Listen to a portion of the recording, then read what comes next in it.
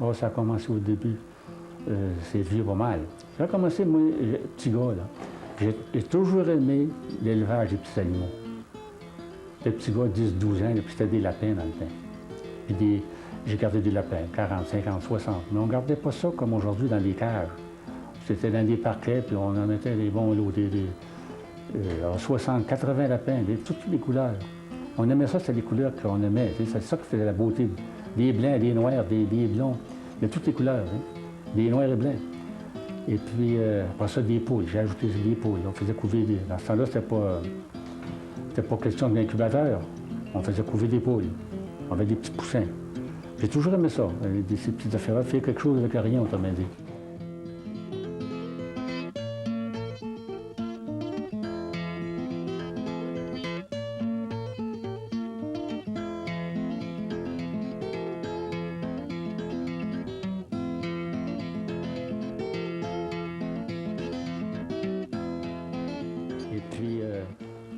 J'ai gardé ça des années. J'avais ça dans l'idée, mais à un moment donné, je ne vivais pas avec ça. Je ne pas à garder des lapins, des poules comme ça.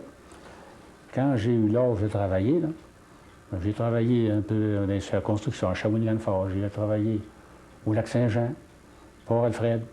Après ça, j'ai rentré aux mines à Mine-Car. La Mine-Car, ça, c'était situé à quel endroit, ça? C'est situé, ça se trouve dans la côte des Brûlés, là, je pense. Tout près du quartier Mitchell, là. Au quartier Mitchell, c'est ça, c'est justement, oui. Au quartier Mitchell. Et puis après ça, j'ai travaillé là à peu près un an et demi sur la terre. Après ça, je suis entré à Beaver, à Job. Alors, à Job, on faisait de l'argent.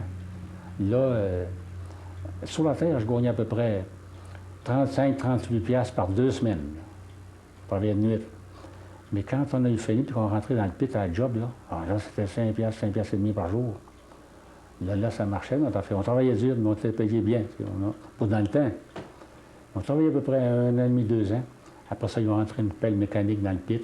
Là, ils ont sorti les garçons, surtout j'étais garçon dans le temps. Ils ont gardé les gens mariés. J'étais garçon, moi, puis en dehors de place. Fait que j'ai fait comme une trentaine d'autres, on a perdu notre emploi. Là, il fallait regarder pour faire quelque chose. Là, rien à faire, là, ben. Ça ne marchait pas bien, bien. C'était la crise économique en 1929 qui a commencé. Là, c'était moins drôle. Il n'y avait pas de voyage à nulle part, pas d'argent. Puis là, j'ai commencé dans l'élevage des volailles. Il fallait faire quelque chose. Mais on changeait 4 sous pour une pièce. Oui, là, dans ce temps-là, je gardais des volailles, puis c'était pas bien payant, ça. Et je voyais mon voisin puis mon frère, ils gardaient des visons, un petit lot de visons, 25 visons. Avec les jeunes, ils se montaient à 100 visons. J'ai commencé tranquillement avec 6 visons. J'ai grossi graduellement. Quand j'avais 100 piastres, ou 1000 piastres, par exemple, je mettais ça là-dedans. Et vous dites que vous avez grossi tranquillement. Est-ce que le cycle de reproduction des visons, c'est combien de fois par année, ça? Seulement une fois. Seulement une fois, la reproduction se fait une fois par année. Y a-t-il une grossesse qui s'échelonne sur X mois, puis après ça? Non, c'est pas long. Les accouplements se font au mois de mars, puis les jeunes arrivent au mois de mai. Ça c'est vite.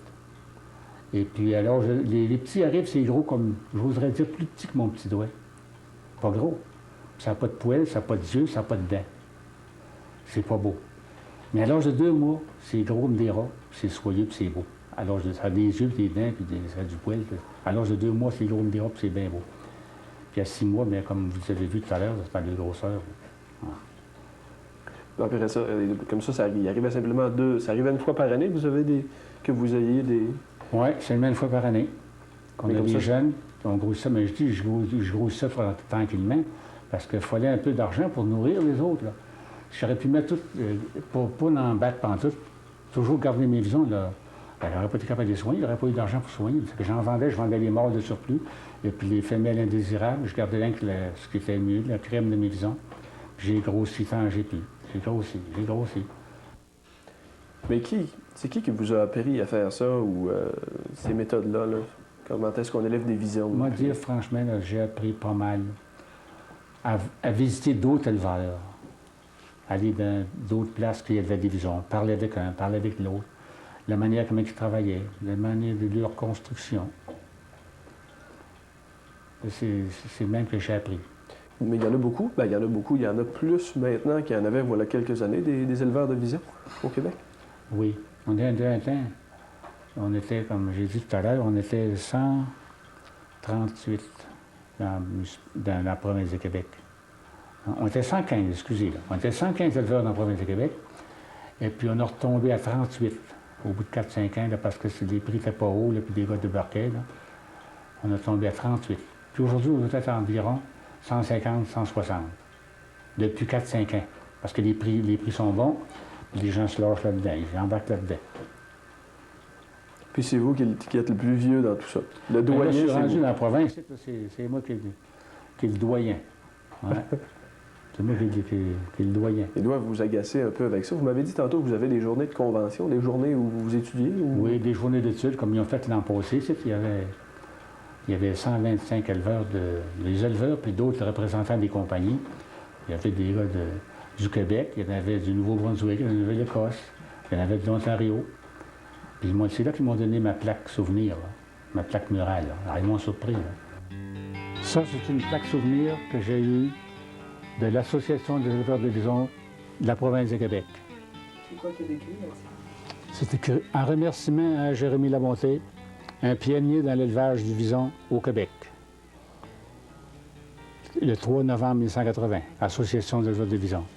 Ça, franchement, c'est mon plus beau souvenir, mon plus précieux, de tous mes trophées. Puis, si on parle des méthodes d'élevage au début, quand vous avez commencé, puis les méthodes d'élevage aujourd'hui, est-ce que ça a changé beaucoup? Ou... Ça n'a pas changé beaucoup, non? Mais seulement, aujourd'hui, on est mécanisé. On travaille plus avec des machineries, tu sais. Dans le début, c'était surtout manuel.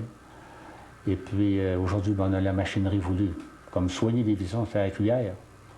C'était long. Ça se passait comment, ça, à la cuillère? Comment vous faisiez ça? Avec des chaudières, puis on n'avait pas des lots de visons comme aujourd'hui. Au lieu d'avoir 14 000, on avait pas 1400, par exemple.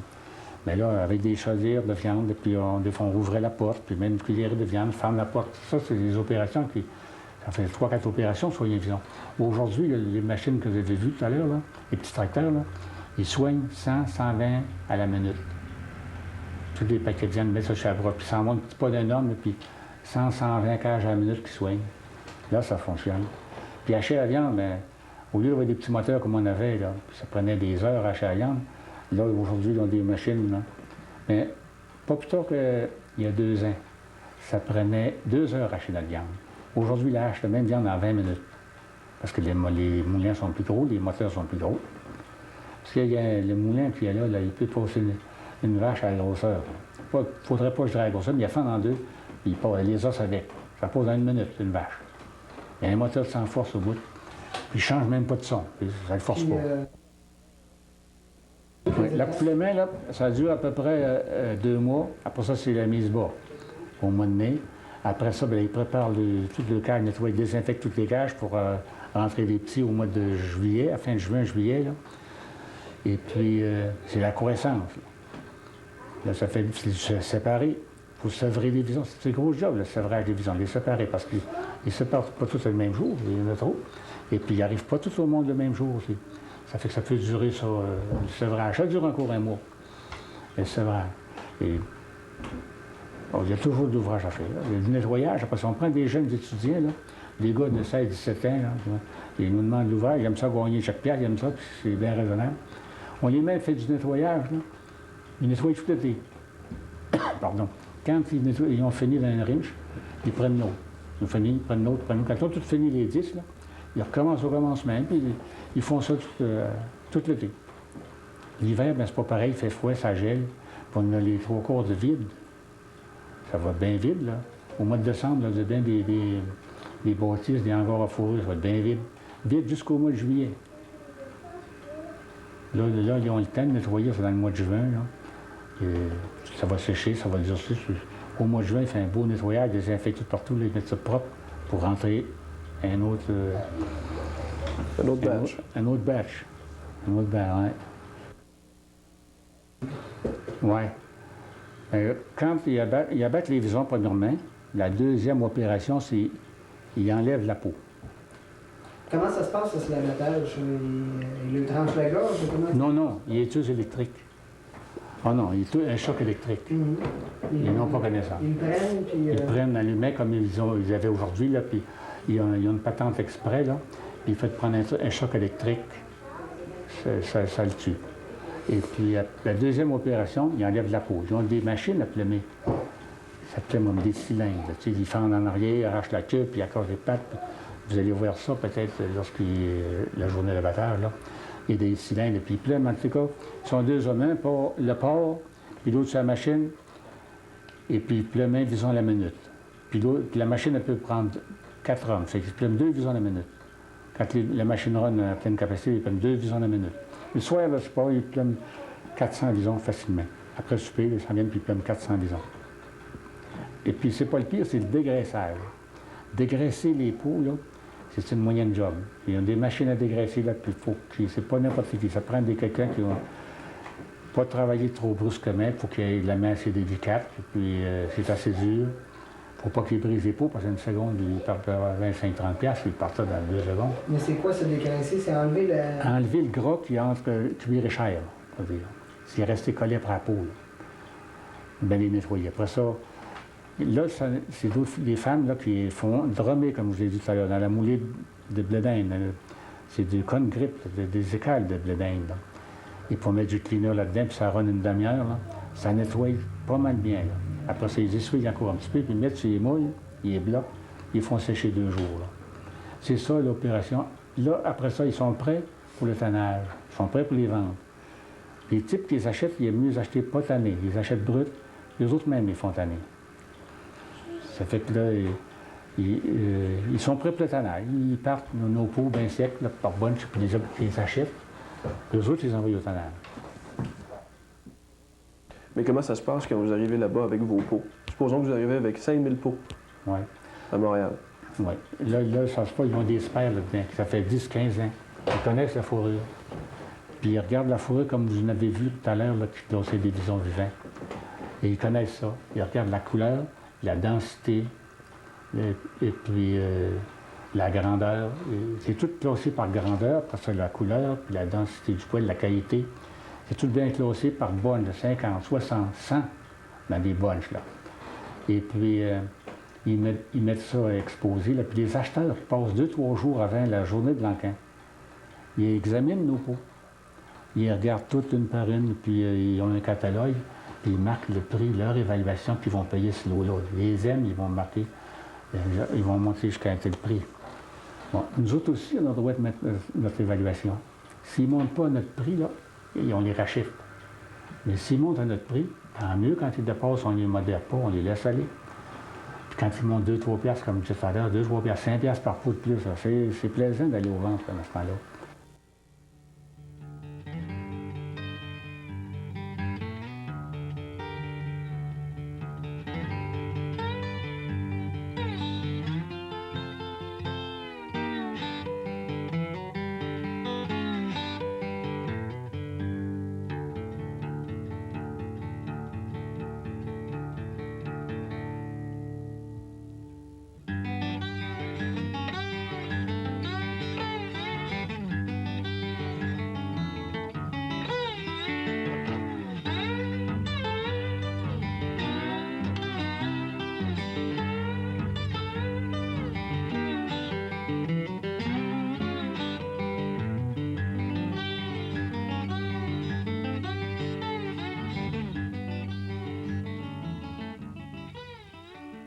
J'ai mangé des sarabandes. Ma mère n'aimait pas ça pantoute. Et qu'elle n'aimait pas ça. Des sarabandes? Elle m'appelait ça une sarabande. Elle dit, quelques moments, tu vas manger une sarabande. Les vieux, c'était une patois des vieux dans le temps. Quelques moments, tu mangeras quelques sarabandes.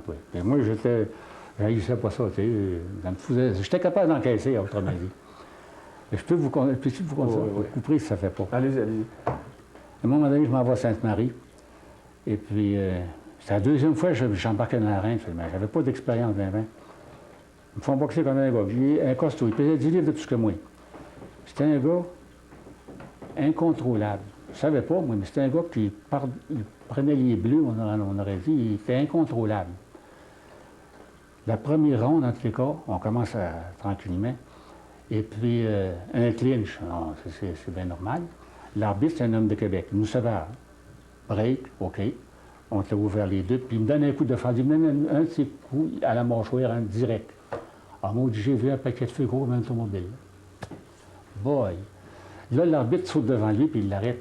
Puis il dit, lève un call down du maudit, là. Là, il bat. C'était un coup de fendu, puis il pouvait être disqualifié, puis il ne savait pas faire ça. Mais ça a duré à peu près 10 secondes, ça, le batteur. Mais moi, j'avais eu le coup, ça m'avait affaibli un peu, tu sais. Et ça m'avait étourdi un peu, mais ça revenait, là. Ça fait que, à peu près pour 10 secondes, j'ai continué, fini à ronde, la cloche a sonné, je me suis retapé, je me suis replacé. Mais c'était un gars qui prenait des bleus, puis en tous les cas, il m'a fessé. J'ai les 5 premiers rondes, je les ai gagnés, pas parce que je frappais plus que lui, c'est parce qu'il me faisait des coups de fendu. Il ne regardait pas ce qu'il faisait en bas de la ceinture, en haut, il ne bordrait pas, lui, puis il perdait des points. En tout cas, moi, ça me maganait, ça, puis je n'étais pas entraîné comme j'aurais pu être entraîné. Mon second, c'était un type de Victoriaville, Batley Guinness. C'est un bon boxeur. Il dit la bonté, il dit, tu as gagné les 5 premiers rounds. Il dit. Moi, ta place, j'arrêterai. Il t'a fessé assez partout, en bas de la ceinture, partout. Là, il dit, puis tu as perdu le respire, tu n'es plus capable. Il dit, arrête donc. Il n'y avait rien qu'une ronde à faire. On se battait 6 rondes en semi-finale. Mais j'étais orgueilleux, hein. J'ai dit, mon Dieu, pourtant, je suis capable de te faire la dernière ronde avec une. Là, si j'avais discontinué, je perdais un knockout technique. J'ai dit, je suis capable de la garder. Elle a toffé, je l'ai toffé 5. Mais non. La première demi-ronde, là, je l'ai toffé très, très bien. La dernière demi-ronde, je n'ai pas peur de le dire, là, ça pesait 100 livres chacun, ça. Et puis, je ne faisais pas de la reparer tout ça. Je reparais comme je pouvais, mais ça pesait trop, ça. C'était rendu au bout, ça pesait. Fait qu'il faisait, puis sur moi, tant qu'il voit, puis il pesait 10 livres de moi, puis c'est un moyen. Il sautait sur moi pour m'écraser. Une chose, puis l'arbitre en dehors des roues, puis la moitié du temps. Il avait peur de nous autres. Une fille que j'ai jamais vue, puis toi non plus. On n'a jamais vu ça. L'arbitre en dehors des roues. Fait que là, une vraie chicane, ça culbutait, puis ça roulait à terre, on se relevait, puis claquait. Finalement, là, j'ai perdu rien que par décision, par exemple. Mais il m'avait magané. Il m'avait claqué. Je n'étais pas prêt de le reparer tout le temps, ça pesait trop, ça. Ça fait qu'imagine-toi, je m'en vais, c'est le samedi soir, je m'en viens. Elle avait minuit 1 heure, c'est ici, là. Ma mère était couchée, pas eu connaissance, mon père était couché. Puis j'étais avec un de mes frères, puis mon cousin, qui restait voisin, il était bouché, lui. Il dit, j'aurais aimé, on va te mettre des tranches de steak chez eux, il dit, ça va empêcher de noircir, puis trop enfler. Ça me fait bien. Il m'avait claqué pas mal. Je n'étais pas un gars pour démissionner pour ça, moi. Je n'ai pas fait comme Durham avec Léonard. Lui, il n'avait pas bien fait ça. Ça fait que, toujours qu'il était chercher des tranches de steak, ça a pris à peu près 5 minutes, il restait voisin. Une tranche de steak, ça cueille, puis un bandage blanc pour entortiller ça, là. J'étais me coucher. Imagine le lendemain matin, quand ma mère est venue me réveiller pour la messe, couché dans le lit, là, avec un bandage blanc, il était plus blanc, le sang du steak avait rougi, puis le sang coulait sur les joues, c'était le sang du steak, quand même. Et je vois ma mère ouvre la porte de la chambre. Tiens, mon fou. Oui, c'est bien normal. Tiens, mon fou. Ah, ouais, c'est correct. J'ai parlé, tu vois, parce que. Elle virait sur 2 haillons, ce qu'on voit par descendu. Elle ne m'a pas parlé de la messe. C'est que je me suis levé tranquillement, j'étais à la chambre de bain, j'ai fait ma toilette comme il faut, je me suis lavé, des tranches d'été parties, je me suis lavé. Moi, j'étais pas pire. J'ai redescendu, elle était bien surprise, elle s'est replacée, elle me pensait, elle, là, les tranches de steak, elle imaginait que sa figure était tout brisée, elle. Puis le sang qui coulait là, mais après que mes tranches de steak étaient parties, bien lavées, moi, j'étais pas pire. Mais j'ai pas été à messe ce jour-là. J'ai pas été à messe. Et le dimanche suivant, j'étais bien correct, j'étais à messe. Mais ça, c'est la fois que je me suis fait maganer le plus, ça.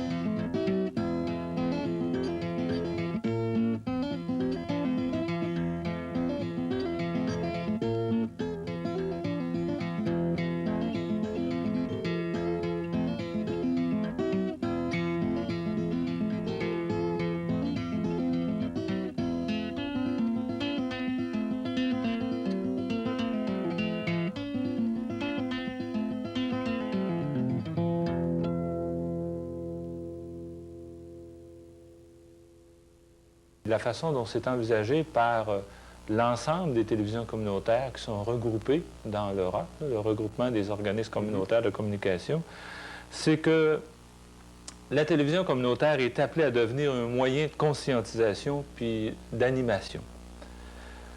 Ça veut dire que la télévision communautaire est appelée à devenir de plus en plus un lieu de valorisation du monde ordinaire et un lieu de prise en charge, un lieu de recherche et de questionnement populaire, un lieu d'apprentissage à la communication. Il y a beaucoup de bénévoles qui s'initient aux techniques de communication. Un lieu également de promotion des projets collectifs. Et on va pouvoir, là, tout de suite, avoir une idée de ce qui s'est passé au cours de l'année 80. À l'occasion de l'Assemblée générale, on a présenté un document qui fait un peu un bilan des différents secteurs qui ont été couverts par la télévision communautaire.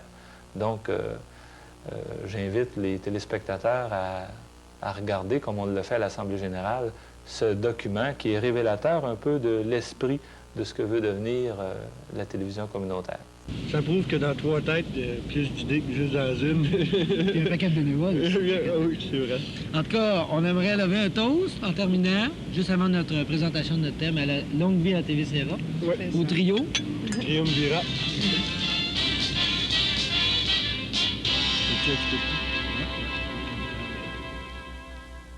Ça va être le temps d'apporter vos critiques, vos commentaires et vos idées. Alors, venez en grand nombre à l'Assemblée générale.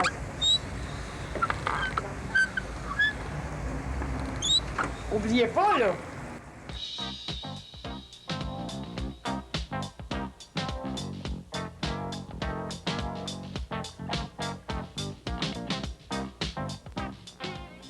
La télévision communautaire, une présence régionale qui couvre des événements dans des lieux spécifiques avec des groupes bien particuliers.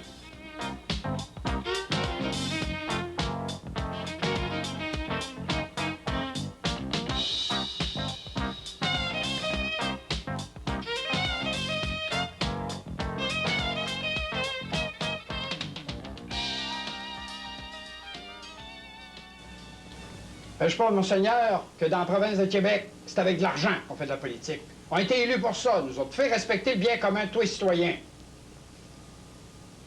Et avec votre peur du communisme, que vous amenez à tout instant, Oui. c'est avec ça que vous êtes fait élire pendant depuis 5 ou 10 ans même. Je me méfie, moi, de tous ces professeurs de théologie à l'Université Laval.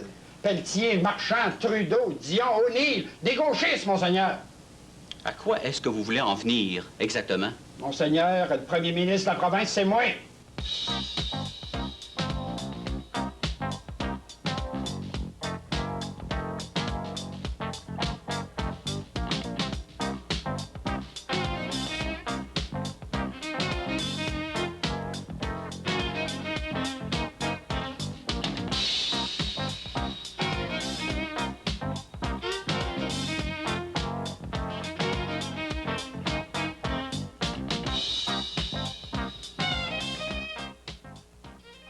Alors justement, on rappelle encore aux gens, là, il y en a peut-être qui viennent d'entrer en ondes, là, qui viennent d'ouvrir leur appareil. Alors, gênez-vous pas, vous appelez à la TV communautaire ce soir pour nous indiquer si vous écoutez la TV communautaire, si vous avez des remarques à faire, si justement ça entre bien, là, si les émissions entrent bien chez vous. C'est important pour nous autres de savoir si c'est clair chez vous, parce que nous, on n'a vraiment pas le moyen de le savoir autrement.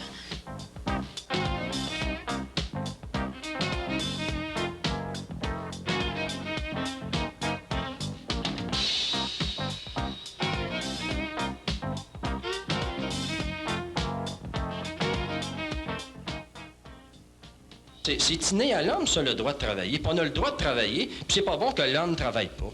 La femme non plus. Puis là, ce qu'ils font, c'est qu'ils laissent une gang de personnes dehors. Puis dans les revendications qu'on fait, le problème qu'on a, c'est que les gens qui restent en place deviennent nerveux. Ils vont se dire, est-ce que ça va être mon tour? Les gens n'osent pas trop rouspéter. À un moment donné, on ne sait plus trop quelle attitude prendre. Le droit de grève, là, l'enlever, c'est désuet. On recule en arrière. Bon, donc, on s'est battu déjà pour l'avoir. On va se battre encore pour le conserver. Cette semaine, à la télévision communautaire de la région de l'Amiable, nous vous offrons un menu des plus variés. Happy New Year. Ils prirent de plus en plus de place et m'enlevèrent la mienne. Ils ne visaient plus le cœur des enfants, Mais le portefeuille des parents? Bon. Le discours avait peu changé, mais les objectifs étaient bien différents. Au nom de l'amour et de la charité, valait mieux acheter tel ou tel cadeau dans tel ou tel magasin. La télévision communautaire, une façon spéciale de produire des émissions. La télévision communautaire, des gens ordinaires qui s'expriment librement. J'aimerais savoir si vous achetez des billets de loterie. Oui, j'en achète, oui. Est-ce que vous en achetez beaucoup par semaine? Ça dépend. Ça dépend. Des billets de loto, des billets d'Inter. Puis comment ça peut vous coûter, ça, en moyenne, par semaine? Oh, 3 $, 3-4 $. Et est-ce que vous avez déjà gagné? Non, jamais. Jamais? Puis vous continuez à en acheter quand même? Oui, je suis imbécile à ce point-là. Est-ce que vous jouez toujours seul ou vous jouez peut-être dans votre milieu de travail en groupe? Non, je joue seul. D'accord. Puis vous, est-ce que ça fait beaucoup d'années que vous en achetez? Depuis le début. Depuis le début. Depuis le début. Je suis obstiné. Pardon? Je suis obstiné. Merci beaucoup. OK. Bonjour. Il y a déjà 300 membres qui ont adhéré, si tu veux, au projet de coopérative funéraire. Maintenant, pour continuer le recrutement comme tel, si tu veux, ça prendrait des points d'appui concrets, dont un local qui serait un endroit que les gens pourraient visiter pour voir de quoi ça a l'air une coopérative funéraire, et puis qui pourrait en inciter d'autres à devenir membres. Il n'y a pas une semaine qui se passe sans qu'on se fasse dire, bien, on a regardé telle émission, ou les gens qui produisent des émissions comme toi, Paul, ou d'autres encore, se font dire, bien, je t'ai vu à la télévision communautaire la semaine passée. Oui. Bon, c'est ça, c'est une preuve qu'il y a des gens qui écoutent les émissions, mais par contre, on n'a pas de chiffres établis. Alors, c'est ça, là, ce soir, on vous le rappelle encore, n'hésitez pas, appelez-nous. Pas ce soir, aujourd'hui. Pardon, c'est vrai, parce qu'il y en a qui vont regarder l'émission le midi, oui.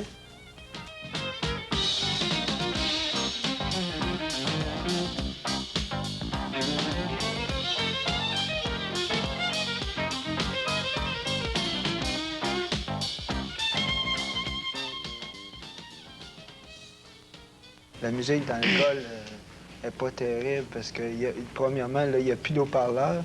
Les haut-parleurs ils étaient dans des caisses en fer. Là, puis la sonorité, puis l'école, il fallait qu'ils nous envoient d'équipements pour ça. Puis...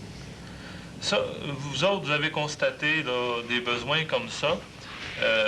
Qu'est-ce que c'est qui vous a motivé? Pourquoi vous avez décidé d'entreprendre des démarches? Parce qu'on trouvait ça, dégueulasse, parce que, tu regardais ça, les murs de ciment, ça avait de l'air d'une vraie prison, puis, ça avait de l'air trop usine, tu sais, les affaires, les H-beams partout, puis...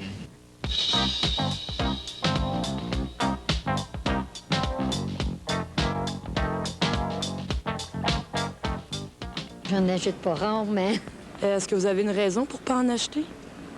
Bien, j'ai jamais été chanceuse, puis ça fait que... Il y a des fois, c'est pas l'envie qui manque. Oui. Mais...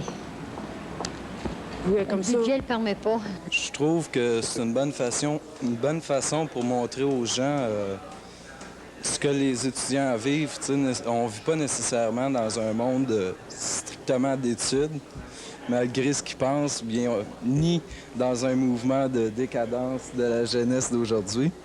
Mais il y a aussi beaucoup d'activités, autant sportives que culturelles, qui se passent, puis ça montre aux gens tout ça. Bon, on y va. Hey, on traîne. OK. À nous deux. À nous autres. Vous avez les numéros, vous avez l'horaire. On vous remercie beaucoup. Puis continuez de téléphoner encore des minutes qui restent. Bonjour. Bonjour. Voilà maintenant le temps de vous présenter le nouveau sigle de votre télévision communautaire.